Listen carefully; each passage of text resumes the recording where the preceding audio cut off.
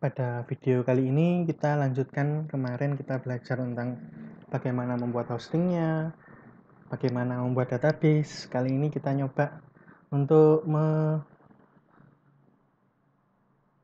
mengotak-ngatik database-nya dari PHP MyAdmin-nya. Belum masuk ke webnya, kita masih otak-atik database-nya dari PHP MyAdmin-nya. Oke, sekali lagi kalau mau masuk, setelah login bisa manage website ini ya. Kalau mau ngecek websitenya bagaimana bisa dilihat ini alamatnya ya. Kita bisa buka nih websitenya, kemarin masih gini, kita belum ada perubahan. Nanti ini juga kita otak-atik website, belum ada perubahan dari tampilan webnya.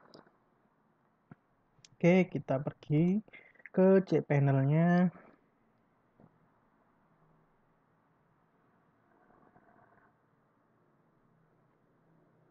Masuk ke tools, database, database manager ya. Kemarin database-nya sudah dihapus, ini harus buat lagi. Tunggu sebentar ya. Ini kalau sudah buat database, dipilih PHP MyAdmin di sini ya.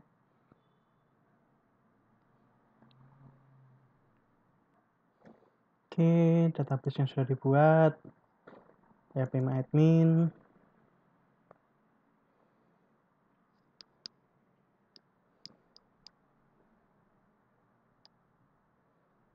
Di sini yang ini ya, namanya tadi kemah.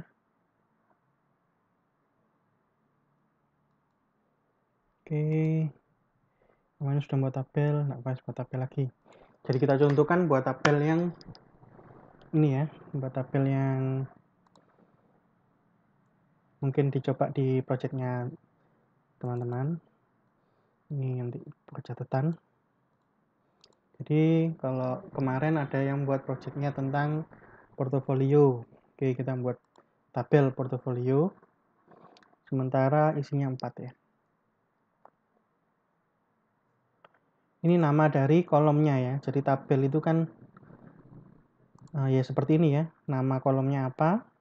Ini ada beberapa kolom. Kalau kita coba jadikan dulu ya. Portofolio ini misalnya ada ID. Jadi semua ada ID-nya. ID ini merupakan primary key buat yang sudah belajar database ya. Tahu bahwa primary key itu adalah sebuah penanda dari baris-baris.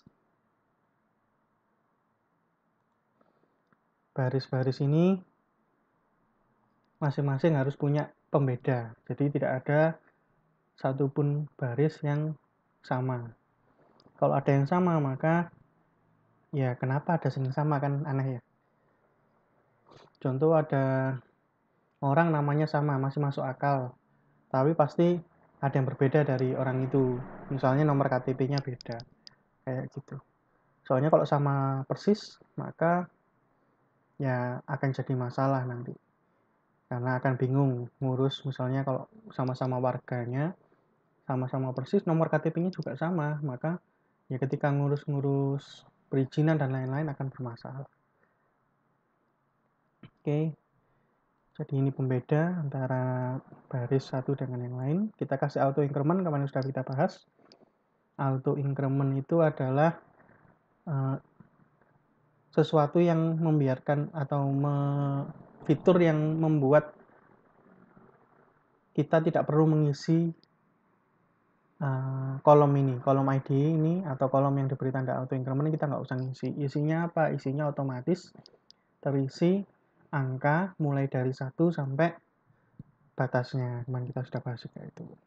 Lalu yang ini tipe data itu kolom ini kan cuma nama ya, ini nama. Nanti kolom itu kan kita isi ya, setiap baris kita isi kolomnya. Nah, apa hal yang bisa diisikan ke dalam kolom tersebut tergantung dari tipenya ini. Kalau varchar berarti kita bisa mengisi teks gitu, tapi maksimal panjangnya 255. Kalau kita mau tulisan yang panjang, kita bisa pakai teks. Ya, teks itu apa nih, bisa dilihat. Nggak muncul.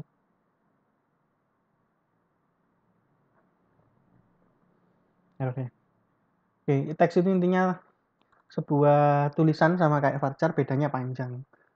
Bisa sampai ribuan karakter. Kenapa kok milih varchar daripada teks? Karena setiap ini, masing-masing ini punya, ini ya, contohnya INT ini sudah muncul. Semua punya tempat penyimpanan yang beda-beda. Jadi setiap tipe atau karakter ini, atau apa ya namanya, tipe data, setiap tipe data ini memiliki tempat penyimpanan yang disiapkan di dalam database-nya. Jadi tempatnya disiapkan, apapun isinya, tempatnya sudah disiapkan. Nah, tempatnya sebesar apa? Itu bisa dilihat contohnya INT ini 4 byte. Kita lihat. Small INT ini cuma 2 byte, berarti lebih kecil ya. Tempat penyimpanan yang disediakan lebih kecil. Tiny INT ini 1 byte. Coba Big INT ini sampai 8 byte. 2 kali lipatnya INT. Efeknya di mana? Efeknya adalah kalau kita hanya perlu menyimpan sesuatu yang kecil. Misalnya kita cuma menyimpan angka 1 sampai 10.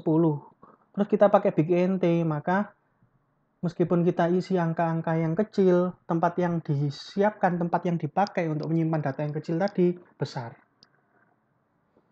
Anggap aja kita punya gudang yang besar, besarnya lebarnya misalnya 1 hektar gitu gudangnya, tapi yang disimpan di situ cuma paku 1 biji.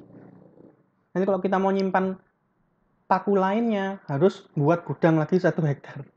Karena akan memakan tempat yang besar. Lah sama di tempat penyimpanan ini juga. Kalau Anda lihat di dalam database ini ada batasan ya. Nih, database space limitnya cuma 1 GB. 100 tabel dan lain-lain. Tergantung dari hostingnya yang menyediakan berapa besar ya. Nah, karena tempat yang kita bisa pakai cuma 1 GB, ya harus kita maksimalkan sehingga kita bisa menyimpan data yang banyak dengan tempat yang terbatas itu tadi. Itu ceritanya ya. Nah, kita pakai INT ini ya, nggak usah kita rubah.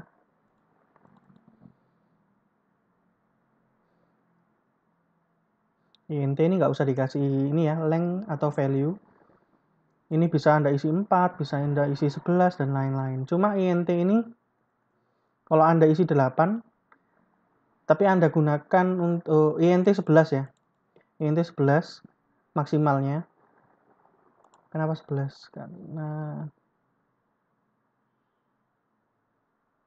ini ada, gimana ngelihatnya ya. Itu 647 itu 3, 483 itu 6 ya, 6 karakter.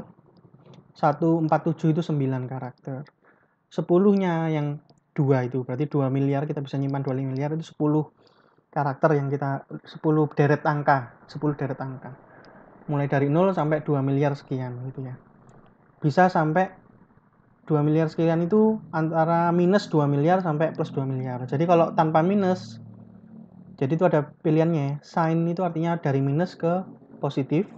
Ada yang unsigned, itu yang positif saja, mulai dari nolnya. 0 sampai 4 miliar. Berarti Anda bisa menyimpan kurang lebih 4 miliar deret angka.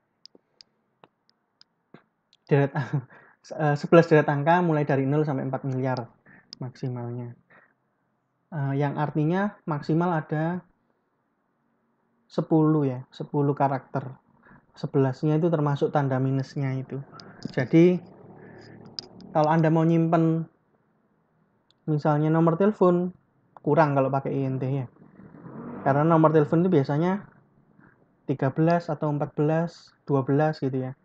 Jadi sangat kurang sekali untuk nyimpen nomor telepon. Jadi kalau Anda mau membuat, misalnya di sini ada telepon, jangan pakai INT, pakai yang Big INT. Kenapa nggak pakai varchar aja? Dua-duanya bisa menyimpan ya. Varchar, dua-duanya bisa menyimpan angka. Bedanya Big INT itu karena angkanya nggak bisa ada spasinya. Jadi Anda sebagai orang yang menyiapkan database yang perlu menyeting ya, mau menyimpannya seperti apa. Ya, sama seperti kalau Anda mau nyimpan sesuatu kan harus dipikirkan ya. Oh, saya mau nyimpan benda cair, berarti tempat yang harus disiapkan adalah tempat yang tidak tembus air. Contohnya Anda nyimpan air di amplop ya. ya bocor amplopnya. Jadi tempatnya harus kita siapkan. Harus Anda yang menentukan tempatnya seperti apa. Oke, misalnya big INT ini bisa sampai berapa triliun, atasnya triliun. Ya, kalau nggak salah sampai biliunan ya. Berapa karakter? 1, 2, 3, 4, 5, 6, 7, 8, 9, 10, 11, 12, 13, 14, 15, 16, 17, 18, 19, 20. 20-an karakter. Tapi untuk amannya ya 19 karakter. Kurang lebih bisa dipakai untuk menyimpan 19 deret angka. Nah, cuma memakan 8 byte. Sedangkan kalau kita lihat varchar ya, varchar itu berapa byte tempat nyimpannya? Oh, enggak ditunjukkan ya. Ini lumayan besar, apalagi teks ini juga lebih besar tempat penyimpanannya. Satu karakternya misalnya ini ada 65.000 karakter misalnya. Ya masing-masing itu 1 byte. Jadi kalau Anda mau menyimpan karakter sebanyak 8 deret karakter, 13 deret karakter berarti Anda menghabiskan 13 byte. Sedangkan kalau Anda itu dibuat dalam bentuk big int, walaupun bisa lebih dari 13, cuma memakan 8 byte. Jadi angka itu cocoknya kalau disimpan di ya tipe-tipe penyimpanan angka seperti int atau big int. Ini juga perlu diperhatikan seperti tadi. Kalau angka nggak mungkin di depan dikasih 0. Misalnya kalau nomor telepon itu 081, nah itu nolnya pasti hilang nanti kalau disimpan di tempat penyimpanan angka. Seperti tadi juga nggak bisa ada spasi. Misalnya kalau angkanya di antara angka 081 itu mau dikasih tanda strip, itu juga nggak bisa.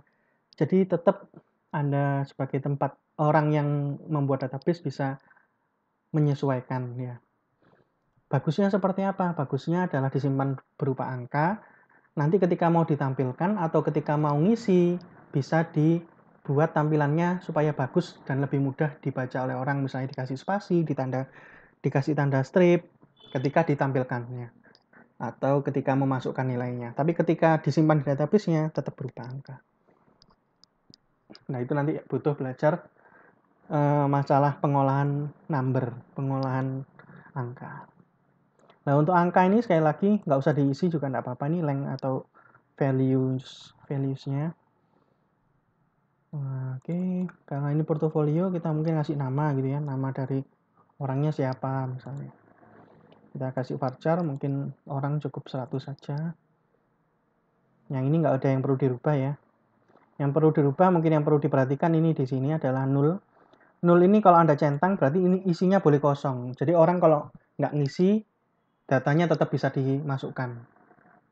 Tidak ada masalah. Tetap tersimpan. Tapi kalau centangnya Anda hilangkan, maka ketika orang ngisi, tapi ada nilai yang tidak dicentang ini, misalnya nama ini tidak dicentang, maka nama itu ketika orang-orang kosongkan, tidak diisi, maka database-nya akan memunculkan pesan error. Data tidak berhasil dimasukkan, gitu. Karena ada aturannya, namanya ya aturannya ya. Jadi kita harus mengikuti aturan seperti yang sudah ditentukan sebelumnya oleh yang buat database. Nah, yang buat database ini yang menentukan apakah boleh dikosongi atau tidak. Contoh misalnya ada hobi. Nah, hobi bisa saja kosong, berarti Anda bisa centang nolnya ini. Jadi orang tidak harus ngisi hobi. Gitu. Oke. Mungkin ini portofolio ada nama, terus ada karya ya. Nah, karyanya itu apa sih gitu. Terus ada karya itu sekali lagi varchar. Mungkin 100 juga, karena judul dari karyanya aja. Mungkin ini keterangan dari karyanya, jadi karya keterangan. Nah, nanti nama database boleh sebenarnya ada spasinya, tapi diusahakan jangan ya. Diusahakan jangan ada spasinya. Nanti akan diberitahu kenapa. Karya keterangan, kalau varchar nanti maksimal 255. Jadi kalau mau keterangannya banyak, berarti jangan pakai varchar, pakai teks. Teks itu nggak usah diisi nih, nggak masalah. Terus mungkin kita bisa tambahkan link ya, link karyanya tersebut itu, jadi ada nama orangnya, orang itu punya karya apa, keterangan dari karyanya bagaimana. Mungkin Anda mau kasih link atau alamat yang bisa kalau diklik nanti akan membuka halaman web dari karya tersebut. Nah, ini bisa tambah. Di sini ada add kolom ya. Nambah kolom 1 atau 2 atau 3 terserah, ini Anda bisa isi berapa. Ini 1 dulu, kita tambah 1 kolom. Misalnya link. Di karyanya itu ini kita kasih teks juga. Mau dikasih foto bisa, tambah 1 kolom lagi. Jadi foto dari karyanya.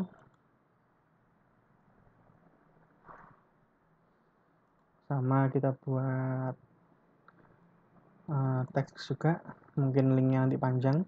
Fotonya mungkin ditaruh di Google Drive atau mana, karena nanti panjang itu ya linknya, atau alamat dari gambarnya.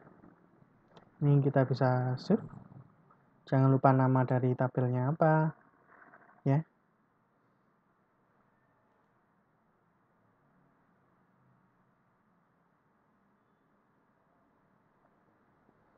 Nih, kita punya satu buah tabel namanya portofolio.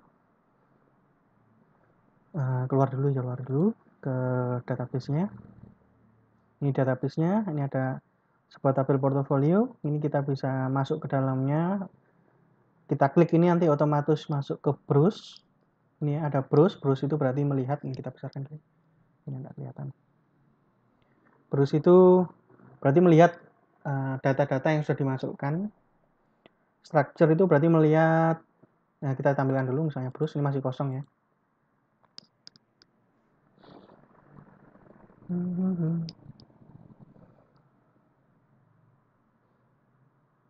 Ya, masih kosong. Select bintang ya, Anda ngerti query-nya ya. Select bintang from portfolio. Ini kalau dijalankan cuma keluar kolomnya saja.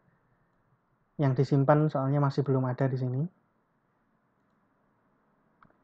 Nah, supaya kita nyoba nanti ditampilkan, misalnya kita kasih insert ini ya, kita masukkan nilainya pakai insert. Agak nge-lag ya. Pakai insert yang di sini juga bisa. Di atas ini ada pilihannya ya dari tabelnya. Ini karena Anda belum milih tabel, nggak muncul insertnya di sini ya. Kalau Anda sudah masuk ke dalam tabelnya, di sini muncul insert.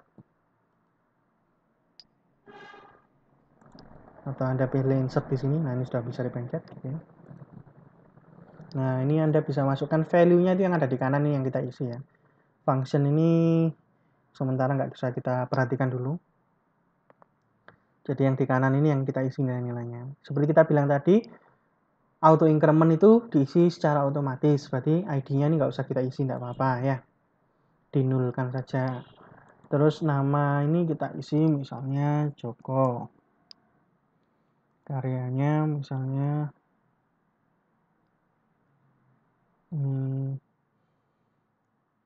pengukur suhu misalnya. Keterangannya adalah alat untuk mengukur suhu.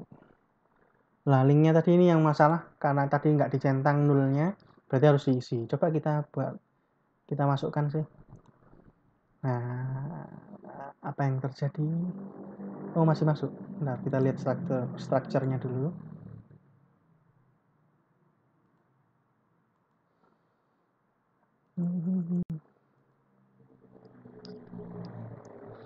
Nah, ini structure itu yang ini tadi ya. Structure itu ya kolom-kolomnya, terus apa yang bisa diisi di dalamnya gitu. Di sini no ya, harusnya nggak boleh ya, nggak diisi. Nah, di sini kok masuk?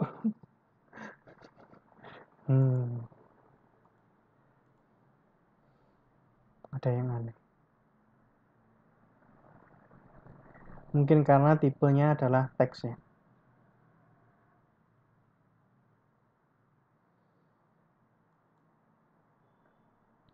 Berarti dianggap isinya adalah kosong ya. Coba kita lihat tadi kan kalau ada isinya kita browse muncul enggak di dalam tempat yang sudah disediakan tadi. Ini ya. Joko pengukur suhu alat gitu. Nah ini kita bisa edit dari sini juga, ini edit ya. Atau untuk beberapa PHP admin nggak tahu kenapa, mungkin versinya kan beda-beda ya, ada yang nggak bisa. Tapi kayaknya ini bisa, Anda klik 2 kali. Nah ini bisa langsung Anda edit di sini. Lalu enter untuk mengubah data yang sudah dimasukkan. Link, foto, ya. Jadi mungkin untuk dari teks itu dikosongin tidak apa-apa ya. Coba kita kosongin. Kita kembali dulu. Next. Ya. Kalau sekarang yang varchar kita coba kita kosongi.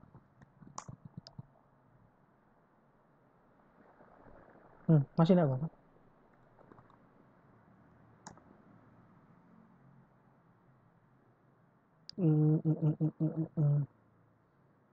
Ada yang aneh. Bentar, dicek dulu ya sebentar ya. Oke, dari MySQL-nya ya. MySQL-nya yang membolehkan. Jadi ini bukan null ya, tapi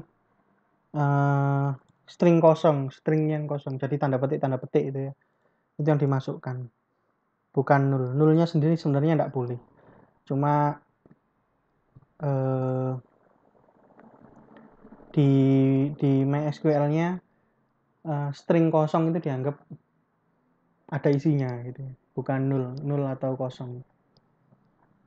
Gitu. Jadi bedanya 0 sama 0 kan tahu ya, beda. Sama string kosong dianggap ada isinya. Kalau kosong sama sekali berarti tidak ada yang dimasukkan. Oke, gitu ceritanya. Kita kembalikan.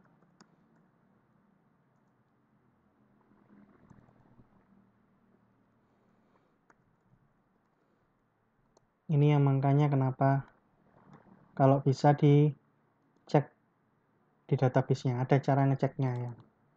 Supaya nggak diisi kosongan, itu ada caranya.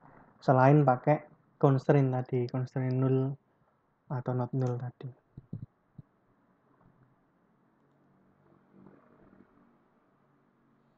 Misalnya, nah coba dulu ya. Oke, kita coba ya. Jokonya ini kita hapus. Harusnya masih bisa. Oke, kita kembalikan ya. Ini cuma bukti aja kalau tadi masih bisa.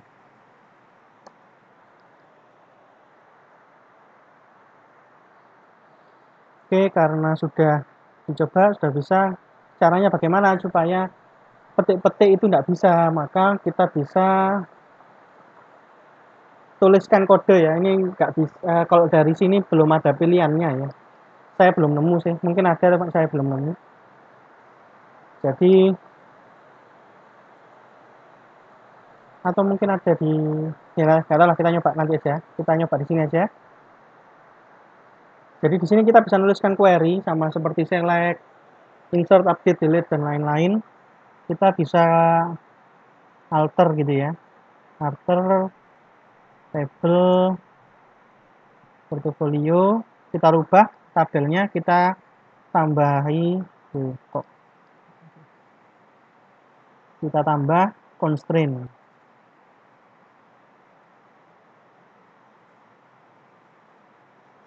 Dari constraint ini yang kita tambahkan constraint berupa constraint check. Ini Anda bisa kasih nama, nggak Anda kasih nama juga nggak apa-apa.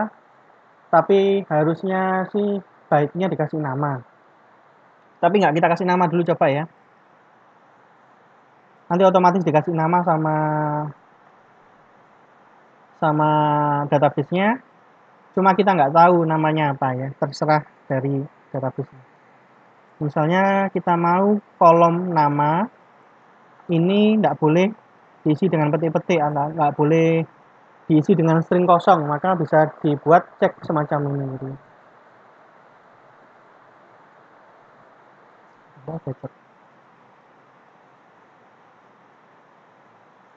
Tuh, nggak tahu ada errornya ya. Kita coba aja jalankan.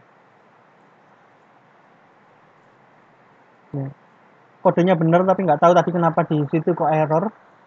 Mungkin itu kenapa PHP MyAdmin-nya nggak bisa ngecek ya, cek apa namanya, nggak bisa dilakukan secara GUI ini. Jadi masih secara kode. Jadi kita punya constraint tadi yang membuat bahwa namanya nggak boleh diisi dengan string kosong. Jadi kalau namanya ini kita hapus, tadi kan bisa ya. Sekarang kalau kita coba nih keluar ya, otomatis dikasih nama constraint yang kita buat tadi constraint garis bawah 1 oleh database-nya. Jadi nggak boleh memasukkan string kosong nih ya, namanya dikasih string kosong itu nggak boleh. Dan akan memunculkan errornya. Itu. Jadi kalau pencet escape ini, saya pencet escape kembali ya nilainya. Nggak jadi berubah, nggak jadi dihapus. Jadi gitu bisa kayak seperti itu. Kalau mau dipaksa bahwa database-nya nggak boleh menerima bukan cuma nilai 0, tapi juga nilai kosong itu, string kosong itu juga nggak boleh dimasukkan. Itu ini dari tabel kurang lebih seperti ini. Ini dari auto increment-nya tadi ya 1. Kalau Anda masukkan isi atau nilai lagi jadi 2, 3, 4, 5 dan lain sebagainya. Nah, link ini bisa diisi dengan dengan gambar yang Anda masukkan ke dalam sini. Jadi Anda bisa masukkan gambar di sini ya. Kemarin waktu upload file ini kan ada ya di dalam public HTML. Anda bisa masukkan file di situ. Bagusnya sih ya ditaruh dalam folder sendiri gitu, folder gambar atau bagaimana sehingga nggak kecampur antara gambar dengan file-file yang lain. Supaya gampang nyarinya gitu aja. Terus bisa juga ngambil gambar dari tempat lain. Misalnya PHP-MyAdmin ini tulisan apa gambarnya? Oh ini gambar ya, copy image. Ini bisa di copy image berarti isinya adalah gambar. PHP-MyAdmin itu bukan tulisan yang di styling tapi benar-benar gambar. Kita bisa copy link address-nya misalnya, kita masukkan ke sini. Oh jangan ya, di foto ya. Link ini kan nanti produknya. Misalnya sudah punya produknya dijual di misalnya Tokopedia, ada dikasih link ke Tokopedia-nya atau bagaimana. Nah ini fotonya. Nah misalnya seperti ini. Ini nanti nama dari fotonya, kalau dibuka maka ngambil dari sini. Atau kita punya ini tadi, semoga sudah kebuka ya. Agak lama. Misalnya kita masukkan foto, saya punya foto apa?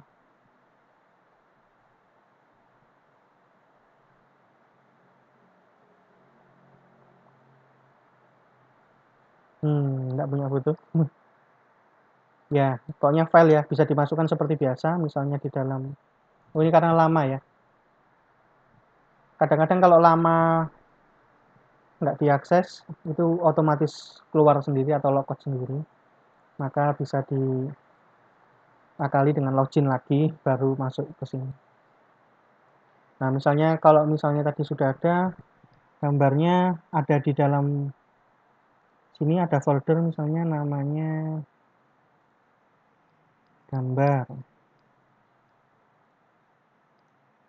Terus Anda ngambil gambar dari situ, bagaimana caranya?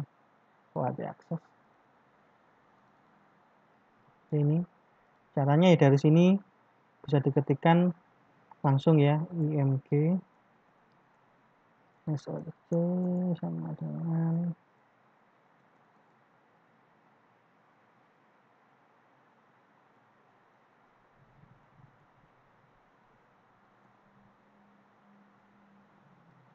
ini, misalnya tadi foldernya namanya gambar, nama filenya anggap aja 01.jpg misalnya gitu ya. Misalnya seperti itu, bisa ditulis seperti ini. Nah ini bisa dimasukkan ke dalam database. Kalau yang seperti ini juga langsung link internalnya atau yang sudah ada di dalam server yang sama dengan file webnya, gambar garis bawah garis miring 01.jpg.